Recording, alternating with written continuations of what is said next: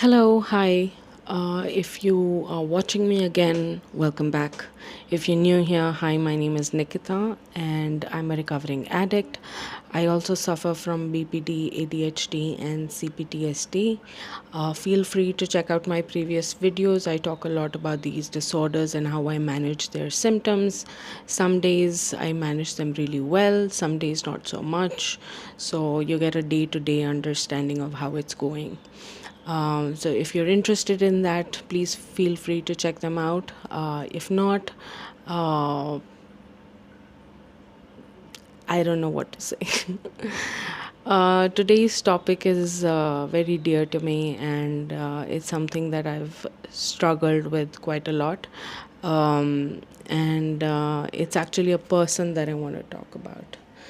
And the person that I want to talk about is my grandmother, my paternal grandmother.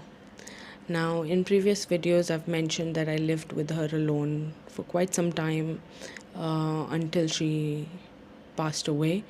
And I got a chance to get a lot of her love during that time. And she was very gracious in giving me that love. I want to talk about her because she made everything make sense for me, and her not being here is perhaps one of the most difficult things that I deal with on a daily basis. Yeah, so a little bit about her before I start getting into what is it that I miss about her. So she was a Victorian era woman, a very traditional orthodox woman, very beautiful. She had extremely fair skin, golden hair, green eyes, and just the most amazing features that that anyone could ever imagine. And she loved people with all her heart.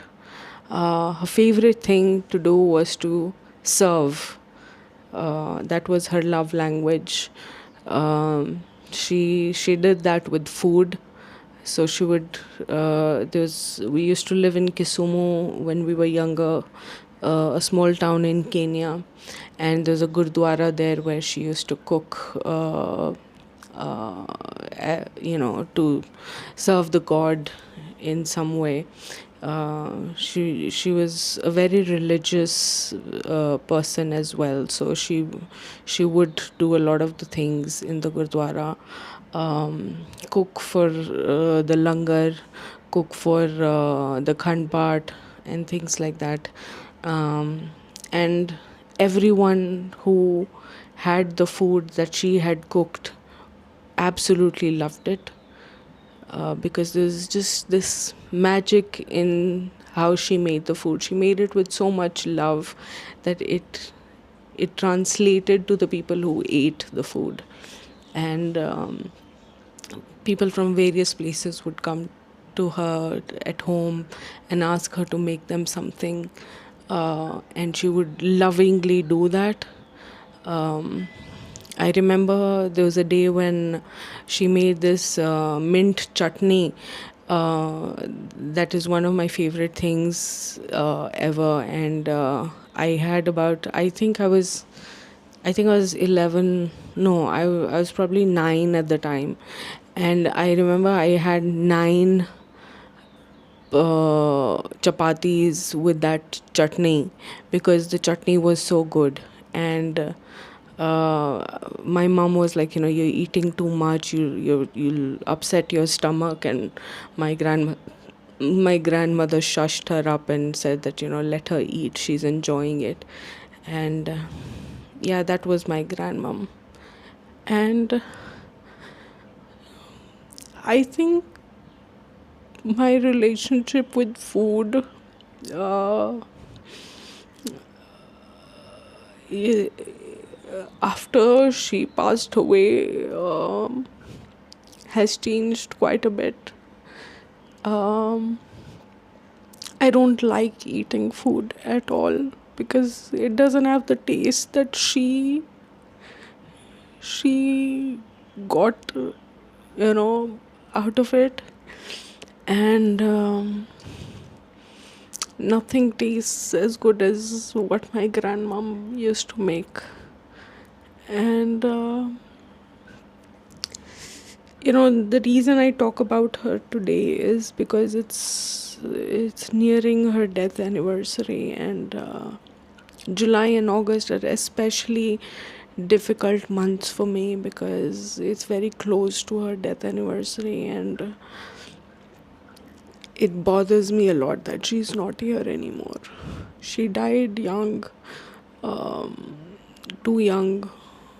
Actually, she had such a big heart, and it got taken away from us so soon. And yeah, so the years that I spent alone with her, she would feed me with so much love, with so much care. No matter what I wanted, she made, you know. And part of the reason I don't cook anymore, or I don't buy groceries anymore, vegetables and all anymore, is because I used to do that for her. When she couldn't walk anymore and had difficulty standing up, because of her diabetes getting really bad and her legs being infected and things like that, I would cook for her. She would give me instructions one by one, and I would go to the kitchen and cook what she wanted me to cook for her. She would tell me how good it is.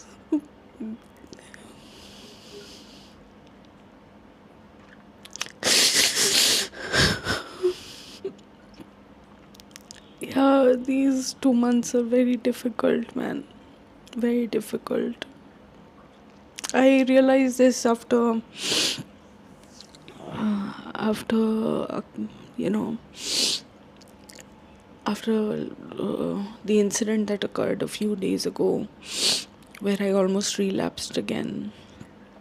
I It came to me that this is probably why I feel so empty.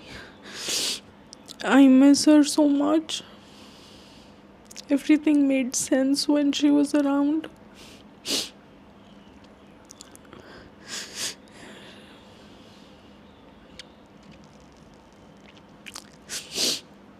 Yeah, so I want you to know my grandmom. Uh, she also helped in the formation of that gurudwara in Kisumu. So a lot of books written about that gurudwara's initial founding and creation and everything includes her as well. Her name was Kanta Sethi, and she lives on in my heart now, in all the hearts that she touched during her lifetime. uh, Everything that I do today, I keep thinking, will she be proud of me for doing this? Will she be proud of me of doing that? Will she approve of me of doing this?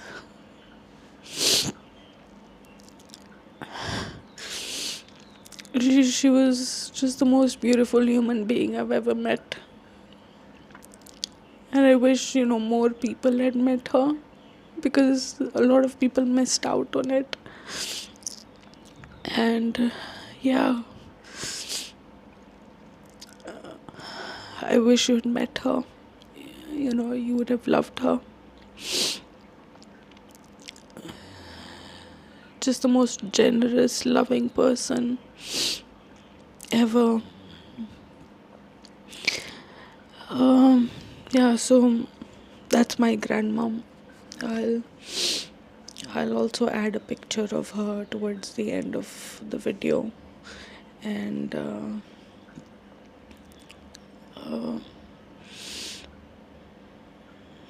yeah, I wrote a poem a an ode to her today, and I'm going to read that out for you in a minute.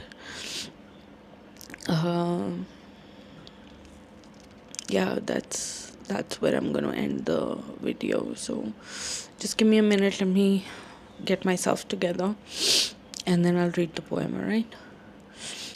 Okay, I'm back. This is an ode to my grandmother. I carry the scent of your kitchen like a second heartbeat. Cumin and cardamom, whispers of a love language you spoke fluently without needing words. You fed people like you were feeding God Himself. Every roti, a blessing, every ladle of dal, a prayer, and when the gurudwara called, you showed up. Head covered, sleeves rolled, serving strangers like they were your own children, because in your eyes they were. Fair and soft, your skin felt like the pages of an old book I never wanted to close. And those green eyes, I swear they were small forests where kindness grew wild and unpruned. You gave without counting, loved without guarding, held me like I was something precious in a world too careless with breakable things. Even now, when I pass the Gurdwara near home, I imagine you there, hands moving with muscle memory, feeding people until their bellies and their loneliness were both full. You taught me that generosity is not an act, it's a way of breathing. And though your hands are not here to press the last bite into mine, your recipes live in my bones. Your love lives in my ribs. Your green eyes live in my memory, unfading. You left years ago, but I'm still eating from the table you laid in my heart. Yeah, so that's an ode to my grandmother. I I miss her so much, and everyone who loves her misses her so much. Uh,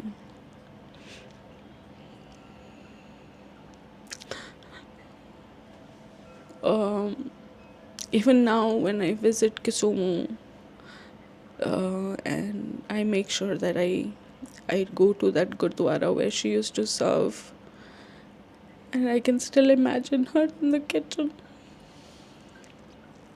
I can still smell the smell of her skin, you know, the scent of her skin still lingers there. I make sure that I go there, not for God, but for her. And I know she's perhaps, looking down at us, and she's the reason why we have so many blessings in our life.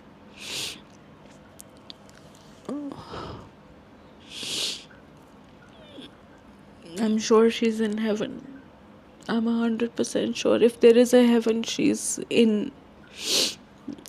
That's how much of a good person she was. Yeah, I'm not gonna talk more because I'll keep crying. But yeah, it's nearing her death anniversary, and I wanted to say something for her, and that's about it. So I'll leave you with that. Um, I know everyone loves their grandparents, their parents, and all of that, but I don't know, it just feels different with my grandmom. Alright, thank you so much for watching. If you like the video, please do all those beautiful things that YouTube allows you to do. And keep watching, whether they're my meltdowns or my normal talkative videos. Yeah, that's about it. Thank you so much, and take care of yourself.